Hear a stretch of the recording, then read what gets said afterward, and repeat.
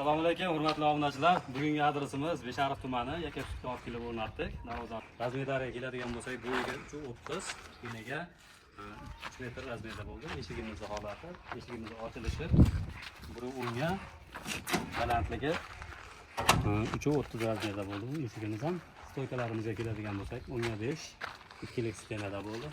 Tangi mashina kiradigan joylari unga 5 yillardan qo'yib berganmiz.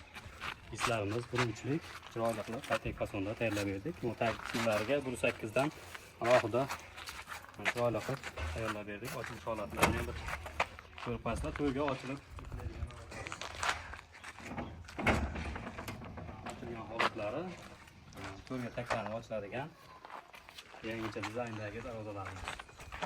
Bunisi qisqa bo'lganlariga bemalol tavsiya qilaveramiz.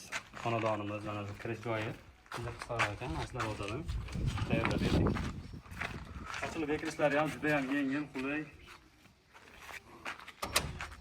Orqa holatlarini o'tib bir ko'rsatdik. Zamonlarimiz zugur zamondan bo'lgan. Orqa holatlari mana sentr zamon bo'lganmiz. Bunda ochilib bekiladigan.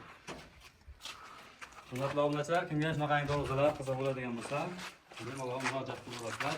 To'liq ma'lumotlarni shu ekrandagi nomerimizda batafsil berib o'tamiz. Eshigimiz ham bor. Qutlug' bo'lsin ustaga.